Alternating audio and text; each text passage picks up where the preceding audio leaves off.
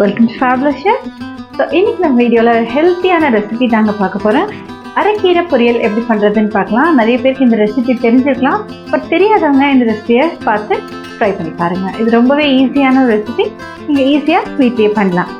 Okay, வாங்க இந்த ரெசிபிக்கு தேவையான பொருட்கள் பார்க்கலாம். அது நான் இன்றைக்கி 1/2 டீஸ்பூன் கடுகு, 1/2 டீஸ்பூன் உடச்சுளுந்து, ஒரு பெரிய வெங்காயத்தை நல்லா பொடியாக நறுக்கி எடுத்து வச்சுருக்கேங்க.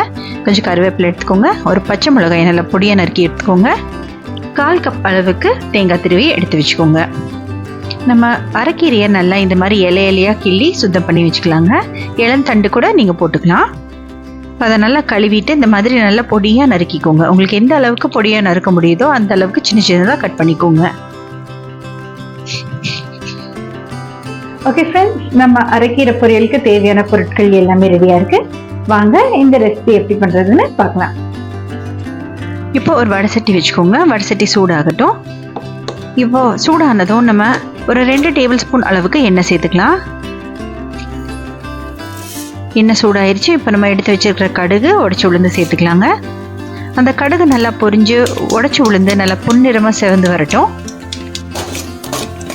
பாருங்கள், இப்போது நம்ம உடச்சி உளுந்து நல்லா பொன்னிறமாக செவந்து வந்திருக்கு. இந்த ஸ்டேஜில் நம்ம கட் பண்ணி வச்சுருக்கிற அந்த வெங்காயத்தை சேர்த்துக்கலாம். நான் இன்றைக்கி பெரிய வெங்காயம் போட்டிருக்கேன், நீங்கள் சின்ன வெங்காயம் வேணாலும் போட்டுக்கலாம், அதுவும் ரொம்பவே நல்லாயிருக்கும். அது கூடவே ஒரு பச்சை மிளகாயும் கட் பண்ணி சேர்த்துக்கலாம். அது கூடவே நம்ம எடுத்து வச்சுருக்க கருவேப்பிலையும் சேர்த்து நல்லா வதக்கிக்கோங்க. இப்போ பாருங்கள், நம்ம வெங்காயமெல்லாம் நல்லா வதங்கி வந்துருச்சு. இந்த ஸ்டேஜில் நம்ம கட் பண்ணி வச்சுருக்கிற அந்த அரைக்கீரையை சேர்த்துக்கலாம்.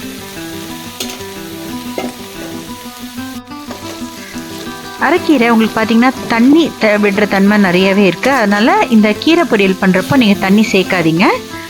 ஒரு 2 நிமிஷம் வதக்குனீங்கனாலே பார்த்தீங்கன்னா உங்களுக்கு அந்த கீரை அப்படியே அரைவாசியாக கம்மியாயிரும். அதே சமயம் நல்லா தண்ணி விடவும் ஆரம்பிக்கும். அதனால் இந்த கீரை பொரியலுக்கு நீங்கள் தண்ணி சேர்க்க வேண்டாங்க. அடுப்பை கொஞ்சம் ஸ்லோவில் வச்சுக்கோங்க. ஒரு 2 நிமிஷம் அப்படியே வதக்கிட்டு மூடி வச்சிட்டிங்கன்னா உங்களுக்கு பார்த்தீங்கன்னா அந்த கீரை நல்லா தண்ணி விட ஆரம்பிச்சிடும். இந்த மாதிரி கீரை நல்லா சுருங்கி தண்ணி விட்டதுக்கப்புறமா நீங்கள் உப்பு சேர்த்துக்கலாம். அப்போ தான் உங்களுக்கு அந்த கீரையோட அளவு கரெக்டாக தெரியும். பாருங்கள், தண்ணி விட்டுருச்சு, கீரையும் நல்லா சுருங்கிருச்சு.